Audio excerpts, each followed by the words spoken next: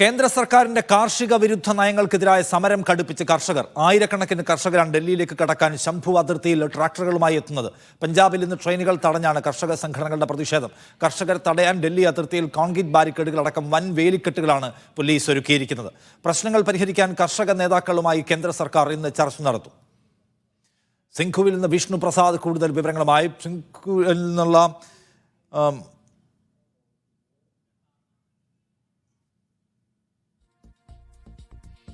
വിഷ്ണു, ഇന്നിപ്പോ ഈ ചർച്ചാ പരിഹാരം എന്നതിന്റെ സാധ്യത എന്തുമാത്രമാണ്?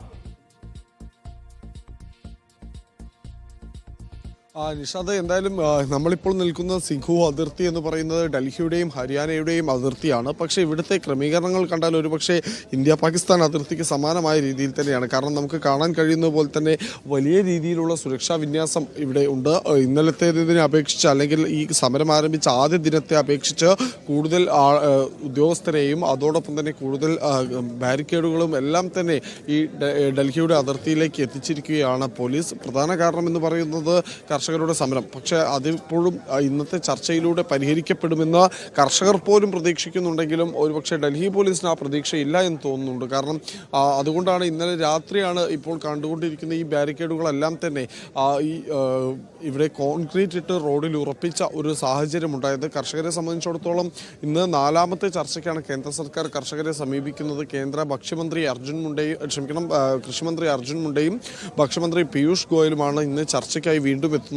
പക്ഷേ കർഷകരുടെ ആവശ്യങ്ങൾ കഴിഞ്ഞ 3 തവണയും അത് അംഗീകരിക്കാൻ കഴിയില്ല എന്ന നിലപാടാണ് കേന്ദ്ര സർക്കാർ സ്വീകരിച്ചിട്ടുണ്ടായിരുന്നത്. ആ നിലപാടിൽ ഇന്ന് കേന്ദ്ര സർക്കാർ മാറ്റം വരുത്തുമോ എന്നാണ് കണ്ടറിയേണ്ടിയിരിക്കുന്നത്. കർഷകരെ സംബന്ധിച്ചിടത്തോളം ഇന്ന് ഭാരതീയ കിസാൻ യൂണിയൻ ഉഗ്രഹാൻ വിഭാഗം ഇന്ന് പഞ്ചാബിൽ ട്രെയിൻ തടയുമെന്ന് പ്രഖ്യാപിച്ചിട്ടുണ്ട്. അത് മാത്രവുമല്ല, ഈ കർഷകർക്ക് നേരെ ഡ്രോൺ ഉപയോഗിച്ചുകൊണ്ടുള്ള ഒരു കണ്ണീർവാതക പ്രയോഗം അത് മുൻപുണ്ടായിരുന്നില്ല. കാരണം രാജ്യത്ത് തന്നെ ഇതാദ്യമായി ആയിരിക്കണം ഡ്രോൺ ഉപയോഗിച്ചുകൊണ്ടുള്ള ഈ കണ്ണീർവാതകം പ്രയോഗിക്കുന്നത്. അത് ഇന്ന് കർഷകർക്ക് നേരെ ഉണ്ടായാൽ പട്ടങ്ങൾ പറത്തി ഡ്രോണിനെ വീഴ്ത്താനാണ് കർഷകർ തീരുമാനിച്ചിരിക്കുന്നത്. അതോടൊപ്പം തന്നെ പഞ്ചാബ് അതിർത്തിയിൽ കയറി ഹരിയാന പോലീസ് ഡ്രോൺ ഉപയോഗിച്ച് കണ്ണീർവാതകം ഇട്ടു എന്ന ആരോപണം ഉൾപ്പെടെ നിലനിൽക്കുന്നുണ്ട്. എന്തായാലും ഡൽഹിയെ സംബന്ധിച്ചിടത്തോളം ഡൽഹിയിലേക്ക് മാർച്ച് ചെയ്യാൻ തന്നെയാണ് കർഷകരുടെ തീരുമാനം. പക്ഷേ അതിനൊരു അന്തിമ തീരുമാനം, അല്ലെങ്കിൽ അതിൻ്റെ ഒരു നീക്കം ആരംഭിക്കുന്നത് ഇന്നുകൂടി നടക്കുന്ന യോഗത്തിന് ശേഷം മതി എന്നാണ് കർഷക സംഘടനകൾ തീരുമാനിച്ചിട്ടുള്ളത്. അതിൻ്റെ അടിസ്ഥാനത്തിൽ തന്നെ ഇന്ന് വൈകിട്ട് നടക്കുന്ന ചർച്ചയിൽ ഒരുപക്ഷെ കേന്ദ്ര സർക്കാരിൻ്റെ ഭാഗത്ത് നിന്ന് കൂടുതൽ അയവുണ്ടായേക്കാം എന്ന് തന്നെ വേണം പ്രതീക്ഷിക്കാൻ. എന്തായാലും പോലീസിൻ്റെ ഉന്നത ഉദ്യോഗസ്ഥർ ഉൾപ്പെടെ ഇവിടെ എത്തി സ്ഥിതിഗതികൾ വിലയിരുത്തിക്കൊണ്ടിരിക്കുന്നുണ്ട്. എനിക്ക് പിന്നിൽ കാണുന്ന ഈ റോഡ് എന്ന് പറയുന്നത് ദേശീയപാത 44 ദേശീയപാത 44 എന്ന് പറയുന്നത് ഡൽഹിയിൽ നിന്ന് ജമ്മു കാശ്മീരിലേക്കും പഞ്ചാബിലേക്കും മണാലി പോലെയുള്ള വിനോദസഞ്ചാര കേന്ദ്രങ്ങളിലേക്കും എല്ലാം പോകാൻ വേണ്ടി ആളുകൾ ഉപയോഗിച്ചു കൊണ്ടിരുന്ന പാതയാണ്. പക്ഷേ ഈ പാതയാണ് ഇപ്പോൾ പൂർണ്ണമായി കൊട്ടിയടച്ചിട്ടുള്ളത്.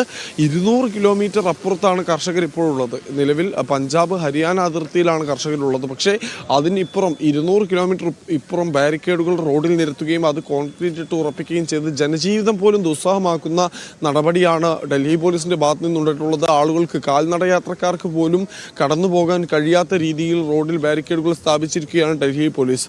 മാത്രവുമല്ല, നേരത്തെ സൂചിപ്പിച്ചതുപോലെ ഡൽഹിയിലേക്ക് യാതൊരു കാരണവശാലും കർഷകരെ കടത്തിവിടാതിരിക്കാൻ ഹരിയാന പോലീസും സാധ്യമായ എല്ലാ വഴികളും നോക്കുന്നുണ്ട്. നമ്മൾ കഴിഞ്ഞ ദിവസങ്ങളിൽ റിപ്പോർട്ട് ചെയ്തതുപോലെ റോഡിൽ ട്രാക്ടറുകളെ നേരിടാൻ റോഡ് കുഴിച്ച് അവിടെ ആണികൾ സ്ഥാപിക്കുന്ന നടപടികൾ നടക്കുന്നു. അതോടൊപ്പം തന്നെ വലിയ കോൺക്രീറ്റ് ബീമുകൾ ഇറക്കി അതൊരു മതിൽ പോലെ കെട്ടിപ്പടുത്ത് വെച്ചിരിക്കുന്ന ഒരു സാഹചര്യം. ഇതുകൊണ്ടൊക്കെ തന്നെയാണ് ഞാൻ ആദ്യമേ പറഞ്ഞത്, ഇത് ഡൽഹി അതിർത്തിയാണ്, ഇന്ത്യയുടെയും പാകിസ്ഥാൻ്റെയും അതിർത്തിയല്ല. പക്ഷേ കർഷകരെ രാജ്യാന്തര ശത്രുക്കളായി കാണുന്നത് പോലെയാണ് ഒരുപക്ഷെ ഇവിടെ ഒരുക്കിയ ക്രമീകരണങ്ങൾ കാണുന്നത്. പൊതുഖജനാവിൽ നിന്ന് കോടികൾ മുടക്കിക്കൊണ്ടാണ് ഇത്തരത്തിലൊരു ക്രമീകരണങ്ങൾ കഴിഞ്ഞ 2 ദിവസമായി ഡൽഹിയുടെ അതിർത്തികളിൽ പോലീസ് നടത്തിക്കൊണ്ടിരിക്കുന്നത്. നേരത്തെ ഇപ്പോൾ ആളുകളുടെ ജീവിതത്തെ ദുസ്സഹമാക്കുന്ന കാര്യം പറഞ്ഞു. അപ്പൊ ഇത്രയും വലിയ ഹൈവേ ഒക്കെ ഇങ്ങനെ ഒരു പെർമനന്റ് സ്വഭാവത്തിൽ അടച്ചു വെച്ചാൽ അവിടുത്തെ നോർമൽ ട്രാഫിക് എങ്ങനെയാണ് മാനേജ് ചെയ്യുന്നത്? ഇവിടെ പ്രധാനമായും ആളുകൾക്ക് കടന്നു പോകാൻ യാതൊരു വഴിയും ഇല്ല എന്ന് തന്നെ വേണം പറയാൻ. ഞാൻ ഒരു പക്ഷേ എനിക്ക് കാണിച്ചു തരാൻ കഴിയും. ഈ കാണുന്ന കോൺക്രീറ്റ് ഉൾപ്പെടെ ഇന്നലെ രാത്രിയാണ് ഇട്ടിട്ടുണ്ടായിരുന്നത്. ഈ ബാരിക്കേഡുകൾ ഇവിടെ സ്ഥാപിച്ച് കോൺക്രീറ്റ് രാത്രിയോടെ ഇടുകയും ചെയ്തു. ഇപ്പോൾ ആളുകൾ പോകുന്നൊരു വഴി വേണമെങ്കിൽ നമുക്ക് കാണിച്ചു തരാൻ സാധിക്കും. ഇത്തരത്തിൽ ഈ കോൺക്രീറ്റ് ബാരിക്കേഡുകൾ ചാടിക്കടന്ന് ഇപ്പുറത്തേക്ക് വരണം. ഇത് കഴിഞ്ഞാൽ അപ്പുറത്ത് നമുക്ക് ദൃശ്യങ്ങളിൽ കാണാൻ സാധിക്കുന്നത് പോലെ ആ ബാരിക്കേഡിനിടയിൽ ഒരു വിടവ് ഉണ്ടാക്കിയിട്ടുണ്ട്. പക്ഷേ ഇതുവഴി പോകാനുള്ള വഴികളൊന്നുമില്ല. ഇനി അപ്പുറത്തെ വശത്തേക്ക് നോക്കുകയാണെങ്കിൽ അതൊരു ഗ്രാമീണ റോഡാണ്. നമ്മൾ ആദ്യ ദിവസം ഇവിടെ റിപ്പോർട്ടിങ്ങിന് എത്തിയപ്പോൾ അതുവഴി വാഹനങ്ങൾ കടന്നു പോയിരുന്നു. ആ വഴിയിലും ഇപ്പോൾ മണ്ണ് മാന്തി അവിടെ കിടങ്ങ് സൃഷ്ടിച്ച് JCB വിലങ്ങനെ ഇട്ടുകൊണ്ട് തന്നെയാണ് ഇത്തരത്തിലൊരു ഞാൻ ചോദിക്കുന്നത് അവിടെ ഈ വാഹന ഗതാഗതമുള്ള റോഡല്ലേ? ഇവിടുത്തെ പ്രദേശവാസികൾ തീർച്ചയായും ഇത് ഞാൻ സൂചിപ്പിച്ചതുപോലെ ദേശീയപാത 44 അതിന് സമീപത്തുള്ള പോക്കറ്റ് റോഡുകളുമാണ്. ആ പോക്കറ്റ് റോഡുകളിലേക്ക് ആളുകൾക്ക് പോകാൻ കഴിയാത്ത വഴിയാണ് ഈ അല്ലെങ്കിൽ അവിടുത്തെ സാഹചര്യമാണ് ഇപ്പോൾ ചോദിക്കുന്നത്. ദേശീയപാത എന്ന് പറയുമ്പോൾ അവിടെ വാഹനങ്ങളും നിരന്തരമായി പോകുന്ന സ്ഥലമാണ്. അപ്പൊ ഇതിങ്ങനെ പെർമനന്റ് സ്വഭാവത്തിൽ അടച്ചു വെച്ചാൽ അവിടുത്തെ നോർമൽ വാഹന ഗതാഗതത്തെ എങ്ങനെയാണ് ഇപ്പൊ മാനേജ് ചെയ്തിട്ടുള്ളത്? അതാണ് അതിനുള്ള ഉത്തരമാണ് ആ കാണിക്കുന്നത്. അതായത് ആ നിൽക്കുന്ന ഓട്ടോറിക്ഷ ഇവിടെ ഇത്തരം ഒരു സ്റ്റാൻഡ് ഉണ്ടായിരുന്നില്ല. പകരം ഇപ്പോൾ നടന്നുകൊണ്ടിരിക്കുന്ന കാര്യം പറഞ്ഞുതരാം. അതായത് മറ്റുള്ള സ്ഥലങ്ങളിൽ നിന്ന് ഹരിയാനയിൽ നിന്ന് ആളുകൾ ഓട്ടോറിക്ഷയിൽ ഇവിടെ വന്നിറങ്ങുന്നു. ശേഷം ഈ ബാരിക്കേഡുകളെല്ലാം ആളുകൾ ചാടിക്കടന്ന് പോയി അപ്പുറത്തെ വശത്ത്, അതായത് ഡൽഹിയുടെ വശത്തെത്തിയാൽ അവിടെയും സമാനമായ ഒരു ഓട്ടോ സ്റ്റാൻഡ്, താൽക്കാലികമായ ഓട്ടോ സ്റ്റാൻഡ് ഒരുക്കി അവിടെ നിന്ന് ആളുകളെ കൊണ്ടുപോയി ലക്ഷ്യസ്ഥാനത്ത് എത്തിക്കുക. അതായത് ഈ ബാരിക്കേഡ് സ്ഥാപിച്ച സ്ഥലങ്ങൾ ജനങ്ങൾ ചാടിക്കിടക്കണം. ഇതിൽ ലഗേജുമായി വരുന്നവരുണ്ട്, കൈക്കുഞ്ഞുമായി വരുന്നവരുണ്ട്, ദിവസവും ഇതുവഴി ജോലിക്ക് കടന്നു പോകുന്നവരുണ്ട്. ഇത് ഒഴിവാക്കാൻ പറ്റാത്തൊരു പാതയാണ്. കാരണം പ്രധാനമായും ഡൽഹിയുടെ അതിർത്തി മാത്രമല്ല, ഡൽഹി എന്ന് പറയുന്നത് അയൽ സംസ്ഥാനങ്ങളിൽ നിന്ന് നിരവധി പേർക്ക് ഉപജീവനമാർഗം സൃഷ്ടിക്കുന്ന ഒരു വഴി കൂടിയാണ്. പക്ഷേ ആ ഡൽഹിയിലേക്ക് എത്താൻ ആളുകൾക്ക് സാധിക്കാത്തൊരു സാഹചര്യം കൂടി നമുക്ക് കാണാൻ സാധിക്കും. നമുക്ക് ഒരുപക്ഷെ അവരോട് തന്നെ ചോദിക്കാം, भैया आज ये सब लगाया है, आपको आने जाने के लिए बहुत तकलीफ हो रही है? परेशानी हो रही है सर, हम अभी पानीपत से आ रहे हैं, हमको 2 बार बदलना पड़ रहा है. अब यहाँ से तीसरी बार बस पकड़नी पड़ेगी. इसके पार करने के बाद हाँ जी, बच्चे को भी लेके ऐसे हाँ जाना जी, पड़ता है. बहुत दूर जाना है हमें. ഇതാണ്, അതായത് ആളുകളെ സംബന്ധിച്ചിടത്തോളം വലിയ ഒരു ബുദ്ധിമുട്ടുണ്ടാകുന്നുണ്ട്. നമുക്ക് ഈ കാണാൻ കഴിയുന്ന പോലെ ഈ ഓട്ടോറിക്ഷയിലേക്ക് ഈ ബാരിക്കേഡ് കടന്നു വരുന്നവരെ ഓട്ടോറിക്ഷയിൽ വിളിച്ചു കയറ്റി ഇവിടെ നിന്ന് കൊണ്ടുപോയി ലക്ഷ്യസ്ഥാനത്ത് എത്തിക്കുക തുടങ്ങിയ കാര്യങ്ങളാണ് നമുക്ക് ദൃശ്യങ്ങൾ കാണാൻ കഴിയുന്നില്ല. ഇതുപോലെ ഇവർ ഈ ദേശീയപാത മുറിച്ചു കടന്ന് ഇപ്പുറത്തേക്ക് വരികയും അതിനുശേഷം ആളുകളെ കൊണ്ടുപോവുകയും ചെയ്തിട്ടുണ്ട്. ഭയ്യ, आप इधर से कहाँ के लिए सवारी लेके जाते हो? बालगढ़, सोनीपत, प्यावकुली, राय बिशमल, नाथोपुर सोएगी. पर सवारी पे कितने लेते हो? पर ये 10 रुपए 20 रुपए ये चल रहा है जी.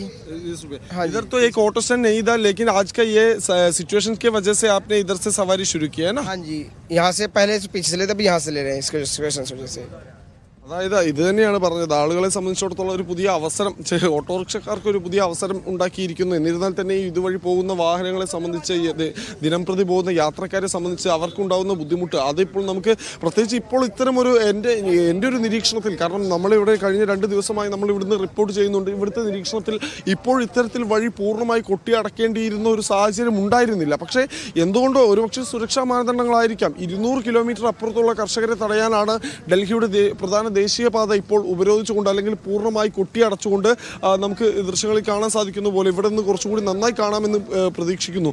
ഇത്രയും വിഷ്ണു പ്രസാദാണ് വിവരങ്ങൾ നൽകുന്നത്. സിംഘു അതിർത്തിയിൽ നിന്ന് അവിടെ രാജ്യാതിർത്തികൾക്ക് സമാനമായിട്ടുള്ള കോൺക്രീറ്റ് സ്തൂപങ്ങൾ കൊണ്ടുവന്ന് വെച്ചിരിക്കുകയാണ് കർഷകരെ തടയാൻ. ഞാൻ